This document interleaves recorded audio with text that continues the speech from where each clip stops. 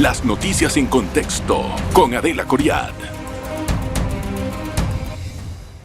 Bienvenidos, gracias por estar en contexto.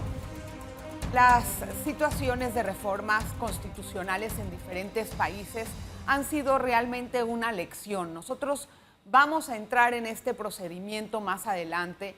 Aún no es una realidad. Hay planes de reestructurar nuestra Constitución que necesita gran parte de las enmiendas. Algunas no necesitamos tocarlas, pero otras sí.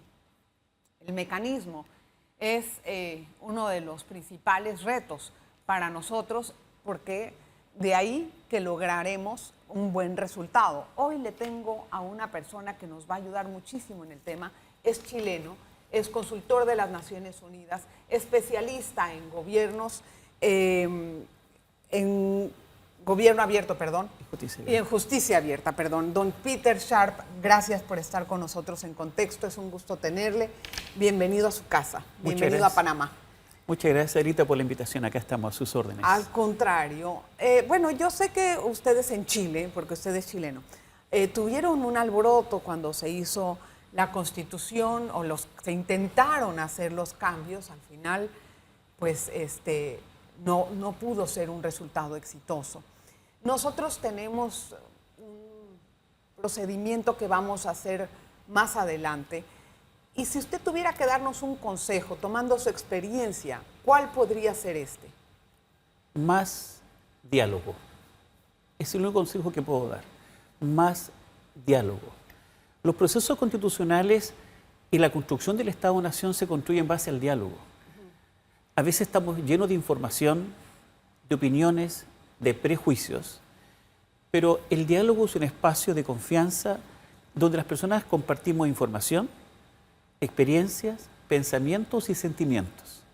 Y por lo tanto, todo proceso constitucional es un proyecto refundacional, es un nuevo carisma de consenso democrático, es un nuevo pueblo, es volver un poco a los orígenes de la nación.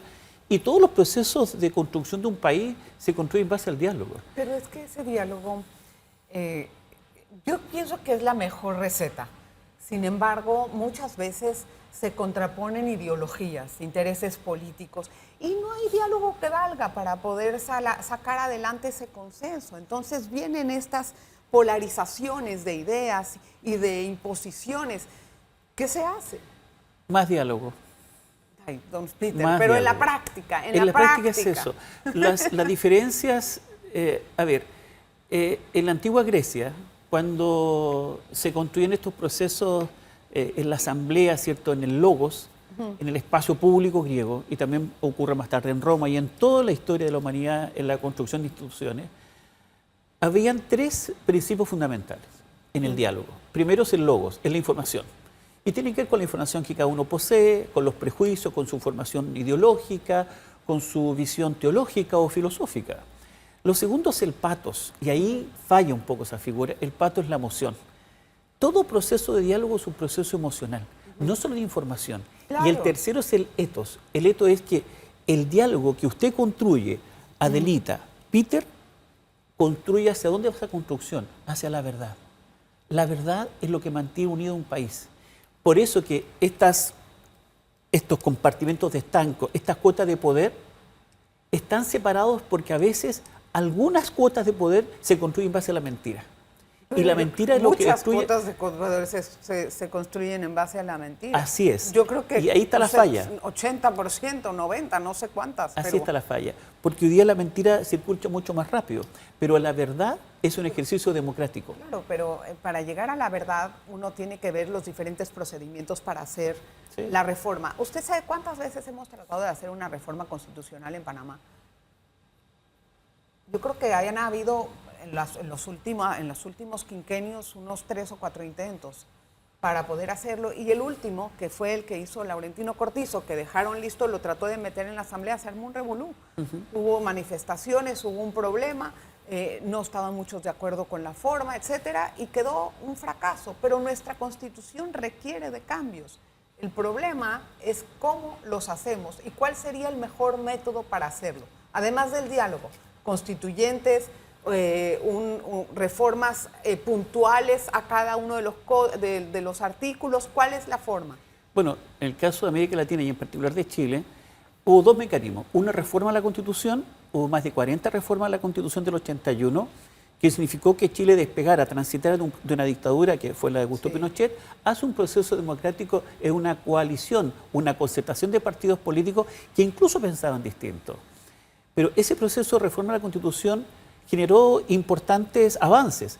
Algunos pensaron que no eran suficientes. Y es por eso que ya, cierto, el 2019 hay un acuerdo para elaborar una nueva Constitución, es decir, un proceso constituyente. Pero ese proceso constituyente faltó, como se hizo en las reformas constitucionales, construir más consensos. Y los consensos, insisto, se construyen en base a procesos de diálogo. Pero el diálogo tiene que ser enfocado siempre hacia la verdad. Si usted habla con alguien que siente que no le dice la verdad, no hay que seguir conversando. Pero nadie tiene la verdad, eso es muy filosófico, don Peter.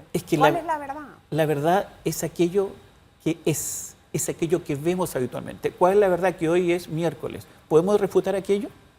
No. Pero no vamos hoy a construir un es diálogo en base a eso. Pero en base a la realidad. Hoy día estuvimos en un espacio hace poco, ¿cierto?, con la alcaldesa de San Miguelito.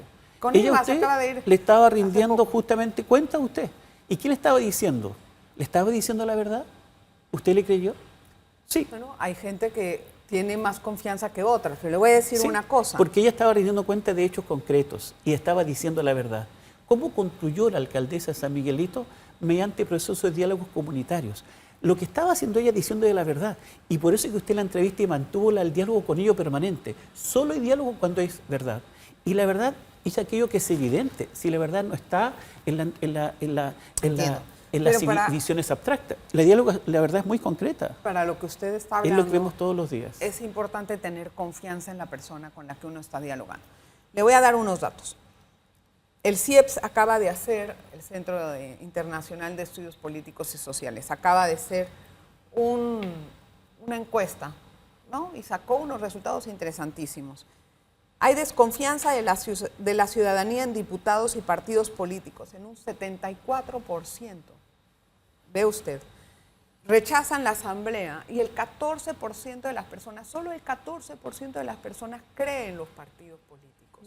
Con este escenario, ¿qué tipo de diálogo se puede rehablar o cuál verdad podemos alcanzar si no hay confianza? Esa radiografía es la de América Latina completa, no solo de Panamá. Está en Chile, está en Argentina, está en Brasil, está en Paraguay, en Uruguay, en Colombia. Por eso es que están saliendo tan difíciles estas cosas. Por eso que es importante avanzar en estos procesos. ¿Y cuál ha sido la alternativa que hoy se está trabajando seriamente? La noción de gobierno abierto, que es lo que me interesaría que abordáramos. La noción de gobierno abierto es una alianza a la cual Panamá se incorpora en el año 2012, Chile el 2011, hay 75 países en todo el mundo. En América Latina hay 15 países que están avanzando en la lógica de gobierno abierto. Ahora la pregunta es, ¿y bueno, qué es el gobierno abierto? Primero, lo contrario al gobierno cerrado, que es la estadística que usted me da. Ese resultado es una radiografía al gobierno cerrado. Parlamentos cerrados, poder judicial cerrado, gobierno cerrado, donde la información no circula. Sino que la información circula a medias, y cuando la información es a media no es información, y usted lo sabe muy bien como periodista. Entonces necesitamos una información realmente entendida como un derecho humano de cuarta generación. Hoy día el derecho a la información pública es un derecho humano, al igual que la participación social es también un derecho humano. ¿Cuál es el objetivo del gobierno abierto? Establecer espacios de diálogo entre la sociedad civil, la academia y los poderes constituidos del Estado democrático. Voy a hablar de eso en el siguiente bloque. Me gustaría ahondar un poquito sobre el tema. Por favor, quédese con nosotros. Hoy estamos con Peter Sharp. En breve regresamos con En Contexto. Hoy conversamos con Peter Sharp. Él es experto en gobierno abierto. Y estábamos hablando antes de la pausa, esta generación de confianza entre la ciudadanía y el gobierno es cuando hay más transparencia, cuando hay, digamos, una verdad que usted llama, que es lo que estoy haciendo, lo que está pasando y te lo estoy mostrando. Mi rendición de cuentas, como dirían en sentido más formal. En esa forma, teniendo también un gobierno presidencialista como es Panamá, ¿verdad? Con gobiernos locales que en el quinquenio pasado demostraron toda la corrupción del mundo, que no son capaces de expresar cuál es su planilla, o en qué gastan, cómo gastan, si recibieron un dinero, por qué no hicieron la obra, cómo hacer un gobierno abierto. O sea, no se puede pasar la página así nada más, es una situación de cultura. Todo eso que usted me señalaba de la estadística del Parlamento con un 14%, el gobierno, el Poder Judicial, las instituciones públicas en general, incluso también el mundo privado, ¿no? Las corporaciones, es la radiografía del gobierno cerrado. El gobierno cerrado de Lita terminó, pero algunos aún no se han enterado. No se enteraron los No se enteraron políticos, que terminó perdón. la figura del gobierno cerrado, esa estructura de gobierno jerarquizado, weberiana, keynesiana, estructurada, no funcionó. Y tenemos un alto nivel de corrupción y por tanto un alto nivel de desconfianza. ¿Cuál es la alternativa? Abrir las instituciones del Estado, abrirlas de verdad. Porque cuando hablamos de transparencia, la transparencia no significa publicarlo todo necesariamente, porque a veces todo lo que se publica puede ser mentira. Ojo en esta figura. La transparencia es un principio del gobierno abierto, es un bien jurídico protegido, es un instrumento y al mismo tiempo es un mecanismo de control del poder. ¿Por qué necesitamos el gobierno abierto? Para controlar los malos gobiernos. Claro. Esa es la figura. Para fiscalizar. Exacto, pero además el gobierno abierto tiene 3 elementos: transparencia, participación social y colaboración. Actuar en red, que es muy importante, y el objetivo del gobierno abierto de Lita es la construcción de valor público. Ese es el objetivo de un gobierno abierto. Y el valor público tiene 3 elementos: resultados, que los políticos den resultados, que las instituciones den resultados; excelencia, es decir, que las instituciones sean de altísimo rendimiento. ¿Por qué? Porque son monopolios. Hay un solo gobierno en Panamá, hay un solo poder judicial en Panamá, hay un solo parlamento. Por lo tanto, como no son monopolios, no compiten con nadie. Pero ¿cómo abrir el Poder Judicial, por ejemplo? El Poder Judicial que, bueno, ya hay muchas cosas que han evolucionado, audiencias al público, Sí, etcétera. es Pero mucho más aún que eso. así, Es mucho más aún que así, eso. sí, exactamente. Es mucho más que aún eso. así, no tenemos cuentas, Sí. por ejemplo, de qué se discute en un pleno Sí, claro. de la Corte. Eso es a puerta cerrada y nadie puede saber nada. Por eso cuando hablamos de transparencia, es un derecho humano, porque así lo señala la Declaración Universal de los Derechos Humanos. Y cuando hablamos de transparencia, hablamos del derecho a la información pública. Y el derecho a la información pública, no privada, yo no tengo derecho a hacer su vida privada, pero sí lo que realiza la institución es pública, para perseguir un fin último. Y esto lo dice la Corte Interamericana en sus múltiples fallos, es el derecho a la verdad. Transparencia no es la transparencia per se, no es solo publicar datos, pero además que el lenguaje en que se expresa la autoridad a los ciudadanos, a ese hombre o mujer de ese Panamá profundo, de ese que está allá en San Miguelito, que entienda las informaciones del Estado, que sea el lenguaje sencillo, el lenguaje claro. Pero al mismo tiempo, cuando hablamos de transparencia, estamos hablando de rendición de cuentas, estamos hablando de integridad, ¿Cómo estamos luchar hablando contra de la probidad. corrupción? O sea, Por eso, ¿cómo vamos? hoy día yo invertiría aquí la figura de Lita, si me lo permite. Más que combatir la corrupción, hay que fortalecer la integridad. Más que castigar al niño por algo que hizo, es decirle al niño lo que debe hacer para que tenga una mejor conducta. Muchos estamos combatiendo ¿Usted la sabe corrupción cuántas veces lo hemos hecho? y hay que seguir haciéndolo. Y ahí quedado nada. Hay que seguir haciéndolo. No hay que bregar. Esto es un camino difícil, porque quien tiene el poder le cuesta mucho soltarlo. Y va a hacer todo lo posible para nunca soltarlo. Bueno, pues sí. Y yo voy a dar un ejemplo, por ejemplo, en materia de justicia abierta. La justicia abierta es un diálogo de todo el ecosistema de justicia. Y uno dice, la justicia no funciona. Y siempre dice, porque el juez falló de tal u otra manera, o las cortes. Pero cuando hablamos de esa justicia cerrada, cuando hablamos de justicia abierta, Delita, estamos hablando de todos los que están involucrados en el sistema de justicia. Por ejemplo, las policías. Las policías son parte del ecosistema de justicia. Por ejemplo, la Secretaría de Justicia, los municipios, los parlamentos que elaboran las leyes penales o civiles, la formación de abogados en la academia. Todos son parte del ecosistema de justicia. Cuando le echamos la culpa, comillas, al Poder Judicial o al juez, estamos omitiendo que también es responsabilidad de la Fiscalía, de la Defensoría o del propio policía, porque la cadena de corrupción puede partir en la policía. Y ahí, si no tenemos una buena prueba, el juez no va a poder fallar contra la ley. Voy a dar un ejemplo. En el caso de América Latina, el promedio, como usted lo decía en esa estadística, de los poderes judiciales en América Latina este último tiempo está entre el 21 y el 23% de valor público, de aprobación ciudadana. Grave. Gravísimo, porque de los 3 poderes, el más gravitante es el Poder Judicial, Claro. porque es el que puede enjuiciar a parlamentario o al ejecutivo en caso de incumplimiento Y es de el que deberes. debe de poner orden, certeza del castigo. Donde se resuelven también los derechos a la vida, a la libertad, a la Ok. propiedad privada, en los tribunales. Pero En el caso hay un caso muy puntual en Costa Rica. Costa Rica, cuando se elabora esta noción de justicia abierta al 2015, decide realizar un acuerdo con Naciones Unidas y la presidenta del Poder Judicial de Costa Rica decide elaborar una política de justicia abierta, de la cual tuve el honor de participar como consultor de Naciones Unidas. En la aprobación del Poder Judicial, en Costa Rica era en el promedio, 22%. Se elaboró una política en 2 años, se publica la política, se implementa la política, se incorpora todo el ecosistema, las policías, el Ministerio Público, el OIJ. El resultado, ¿sabes cuál? El porcentaje de aprobación del Poder Judicial de Costa Rica, 49%. Es decir, se duplicó. Pero no solo trabajando la transparencia, sino también la participación social. No, es que hay que hacer y la colaboración.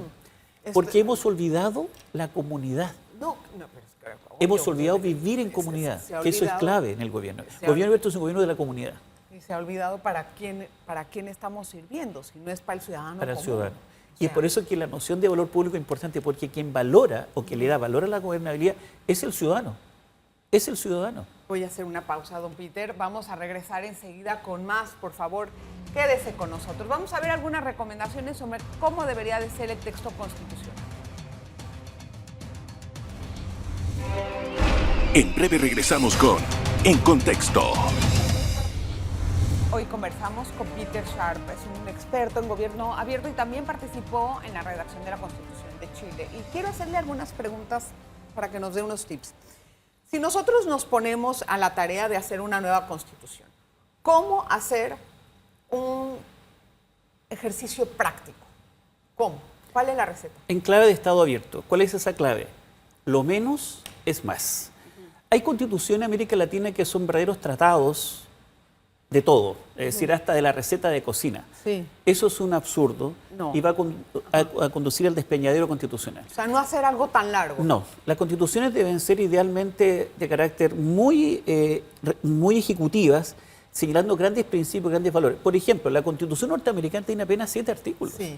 Es un país inmenso, Estados Unidos. Tiene apenas 7 artículos. En Inglaterra no hay constitución escrita, es decir, es un derecho más bien consuetudinario. Por lo tanto, la sugerencia nosotros, nuestra tradición románica, francesa, es que todo debe estar escrito. Somos amantes de la ley, pero poco amantes de la justicia, que son dos cosas distintas. Y de ponerla en práctica. Todos citamos leyes. Aquí toda América Latina somos expertos en leyes, pero poco expertos en justicia. Entonces, aquí lo que hay que señalar en la Constitución son grandes principios constitucionales. La autonomía de los órganos del Estado, por ejemplo, la protección de los derechos fundamentales, la libertad económica como un eje central, la protección de las garantías de todo ciudadano. La Constitución debe siempre pensar más que en las instituciones, Adelita, pensar en el ciudadano. Debe ser una Constitución ciudadana y no de las instituciones. Ese es el error que se comete. Ahora, ¿cómo conectar la Constitución con las preocupaciones del ciudadano? Siempre, hablando con la gente. Volvemos al concepto, al diálogo. Nos faltó diálogo, nos faltó consenso. Preguntarle al ciudadano qué Constitución ustedes quieren. ¿Y cómo quieren? Y por eso que el proceso constituyente en Chile fue un proceso de una gran participación, pero hubo poco consenso, faltó más diálogo. Otra cosa, ¿qué capítulos de la Constitución panameña usted no tocaría, si es que alguno? De la Constitución panameña. Bueno, yo creo que hay varios temas, depende de la realidad del país, pero quizá el tema del canal, que es un tema muy estructural, ¿no? Quizás como un gran principio, pero caer en temas muy pequeños o que tienen que ver con ciertos aspectos coyunturales. Esta Constitución debería gobernar 40, 50 años más. Hay que pensar una visión de Estado. O sea, que ese es más o menos el tiempo de vida de los cambios. Así es, 40 o 50 años. Las constituciones van renovándose en nuevos cuerpos constitucionales o con profundas reformas a la Constitución. Pero los tiempos modernos cambian tan rápido. Así es. Entonces... Así es. Porque el Panamá de hace 40 años no es el Panamá de hoy, como el Chile hace 40 años o la Argentina de 40 años. Sí. Por eso que hoy día los cambios hay constituciones que duraron 100 años, pero hay otras constituciones que han durado 30 años, han durado 40 años. ¿Y qué pasó en Chile que no salió nada bien? Falta de consenso. Porque al final quienes toman, y creo que es una experiencia también para Panamá, cuando se elige un poder constituyente, derivado en este caso, ese poder constituyente, esos grupos de ciudadanos eligen, pero faltó quizá conectarse más con la comunidad. Hubo esfuerzos, sin duda que lo hubo, pero al final había también del mensajero. Estaba un mensaje instalado, pero el mensajero. Hubo mucha fake news, también hubo una falta de encuentro, O sea, de diálogo que ellos permanente. se sentaban y no tenían un diálogo con los ciudadanos. Y diálogo, ¿O por qué quizás hubo tanto hermetismo? faltó más diálogo entre ellos, entre los propios constituyentes, justamente por lo que usted señalaba al principio del programa, de los dogmas de cada uno, faltó preguntar al otro, faltó ver la fragilidad del otro, porque es un solo país, es un proyecto, y también el diálogo con la ciudadanía. Por eso que en el primer proyecto constitucional fue una gran derrota, 62% contra un 38%. Sí, fue Entonces, fuerte. ¿cuál fue la figura? Que hubo un divorcio, pero no se enteraron. Es decir, ya estaba divorciada la sociedad con los constituyentes. Y cuando se creyó que iba a ser aprobado por una amplia mayoría, resulta que el resultado fue muy adverso y por una amplia diferencia. Es decir, faltó mayor diálogo, mayor consenso, mejor conversación. Y ese es un proceso también que Panamá podría también tomar como un ejemplo para poder mejorar en el próximo proceso constituyente. Porque si nosotros elegimos constituyentes, por ejemplo, yo me he puesto a ver mucho con el nivel de confianza que hay y quién sabe con los intereses de cada uno o que alguien quiera poner algún artículo o algún capítulo para poder beneficiar a X o grupo político o económico. A los ciudadanos, pues, no podemos estar todo el día, el ciudadano común no puede estar todo el día viendo qué hizo uno al lado del otro. Hay un grado de confianza y al final no queremos un resultado tan malo, pero queremos un cambio. Hay cosas importantes que cambiar en la Constitución. Las constituciones no pueden ser proyectos populistas. Pero aquí lo sino son. que deben ser Muchas proyectos veces lo son. a largo plazo. Proyecto con visión de Estado, pensando no solo en esta generación que redacta, sino en la generación que va a recibir esa Constitución. Pero eso es teoría, señor Peter. Eso es teoría. práctica. Vuelvo y le insisto. Eso debería de ser práctica, Sí, sí. pero es mucha teoría, porque si ahorita mismo no estamos pensando en nuestros hijos, ¿cómo vamos a pensar de aquí a 50 años para los que vienen con una Constitución? No sé si me da a entender el... Lo entiendo perfectamente, pero Ok. es una teoría necesaria, porque si no tenemos una base teórica doctrinaria clara, la práctica Eso es se correcto. nos pierde. Hay que seguirse y ceñirse a eso. Otra pregunta es, Así es. ¿cómo no ambicionar tanto en ese cambio constitucional? Porque muchas veces uno que tiene esta gran expectativa que va a salir este documento, ¿cómo hacemos ese ejercicio para no caer en esa ambición? Siendo muy realistas, y aquí volvemos al concepto, siendo muy realistas, sabiendo lo que tenemos y de qué somos capaces de hacer. Y eso es la conexión con la gente. A veces incluso uno tiene un repertorio de muchas cosas, de muchas expectativas.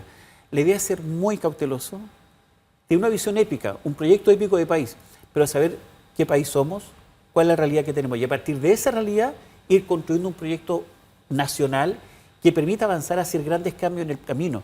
Pero si queremos cambiarlo todo de un día para otro es falso, eso es populismo. Eso sí que es una teoría vacía. Bueno, eso es lo que muchas veces la gente promete. Bueno, porque es un Y proceso muchos populista. se los creen, porque la necesidad es tal que la gente se cree ese tipo de populismos. Eso no se Así puede es, evitar así muchas es. veces. Por eso que el camino, y volvemos al punto, desgraciadamente no tengo mucho tiempo para desarrollarlo en detalle, pero el camino es una constitución en clave de Estado abierto. Porque si seguimos elaborando constitución en clave de Estado cerrado, populista, ¿cierto? No, claro. Como un repertorio de supermercado. Es decir, ¿qué quiere usted? Yo quiero que llueva todos los días. Perfecto. ¿Qué temperatura quiere usted en Panamá? 22 grados. Perfecto. Vamos incluso a incorporar como proyecto de la Constitución que la temperatura no exceda más de 22 grados en Ciudad de Panamá. Perfecto. No, hay que ser muy realista en clave de gobierno abierto, es decir, diálogo permanente con la ciudadanía, con rendición de cuentas, con la ciudadanía como mecanismo de control de lo que están haciendo los gobernantes, como una justicia que sea mucho más abierta, que implica mucho más que transparencia, con un proceso participativo que sea ciudadano, pero sobre todo educando a la comunidad. Aquí la educación es un factor clave en procesos de cambio. Lo que produce un cambio en la comunidad es fortalecer la educación. Como decía un presidente en Chile, gobernar es educar. Y el proceso de transformaciones democráticas va muy aparejado a un proceso de educación profunda en la comunidad, para que la gente, comillas, no se sienta engañada por falsos populismos. Claro, por supuesto. Don Peter, qué agradable tenerlo en el programa. Para mí también. Bienvenido Un siempre placer, Adelita. a su país, Panamá. Está aquí dictando unas charlas. Gracias, don Peter, por estar con nosotros. Y bueno, gracias a usted siempre por la atención que dispensa. Nos vemos en el próximo programa.